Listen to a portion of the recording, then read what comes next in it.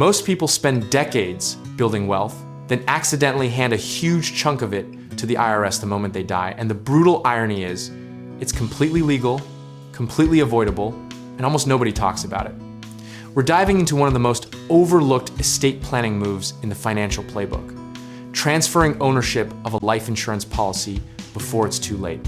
Here's the thing, when you own a life insurance policy, that death benefit sits inside your taxable estate, meaning Uncle Sam can take a bite before your family ever sees a dollar.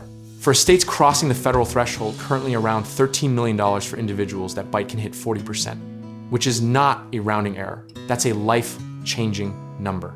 The catalyst behind all of this is something called incidence of ownership, a term so dry it sounds like it belongs in a legal thriller, but it's actually the IRS's way of saying you still control the policy, so they still count it. Change who owns that policy, and you've legally shifted the asset out of your estate. It's the financial equivalent of moving your money off the board before the game ends. Not long ago, the conversation around estate planning and insurance was simple. Buy a policy, name a beneficiary, done. But as tax laws tightened and estates grew more complex, the old set it and forget it approach started costing families real money, and the headlines about record wealth transfers have only made the stakes feel more urgent. Financial planners like to quote the late great Irma Elder, who said, "It's not about what you earn, it's about what transfers." And that wisdom has never been more relevant. Yet, skeptics push back, arguing that giving up ownership of your own policy feels uncomfortable. And honestly, that discomfort is worth acknowledging, because this isn't a move for everyone. History shows that wealthy families have used irrevocable life insurance trusts, or ILITs, since the 1970s to keep death benefits out of taxable estates. And the strategy has survived multiple tax code overhauls. Each generation thinks their situation is unique, and it often is in the details. But the core mechanic of don't own what you want protected has remained remarkably consistent for over 50 years. Insurance ownership transfer fits neatly into the broader, almost predictable cycle of tax avoidance strategies that emerge whenever estate tax exemptions shift. And right now, with the sunset of current exemptions looming around 2025 and 2026, we're in one of those rare windows. Practitioners from estate attorneys to CPAs are flagging this moment as one of the most strategically important in recent memory. A common misconception is that transferring a policy means you lose all connection to it, but that's not how it works when you set up the structure correctly. An ILT, for example, can still name your spouse and children as beneficiaries. The trustee manages the policy on their behalf, and the death benefit flows to your loved ones completely estate tax-free.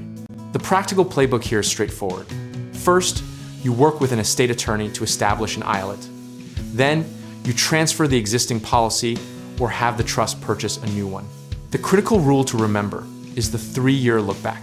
If you transfer a policy you already own and die within 3 years, the IRS pulls it right back into your estate. So timing and structure both matter enormously.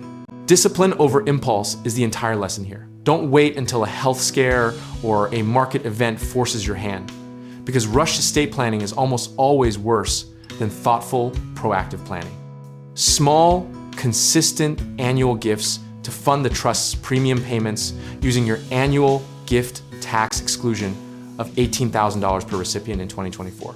Keep the strategy clean, legal, and efficient without triggering additional tax events.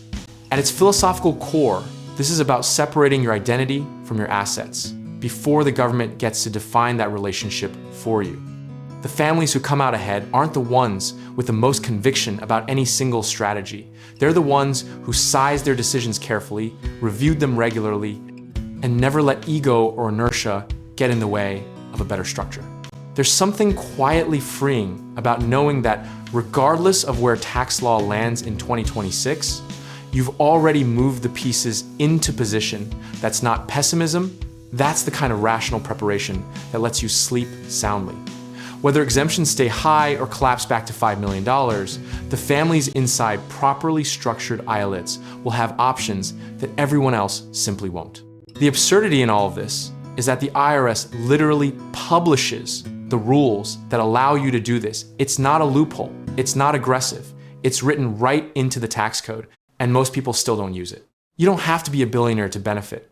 You just have to be organized, a little proactive, and willing to have a slightly uncomfortable conversation with an attorney sooner rather than later. And if you're ready to take that next step, whether it's estate planning, building, or improving real estate assets, or finding the right lenders to help you grow, check out our links in the description below, because we can help you get started.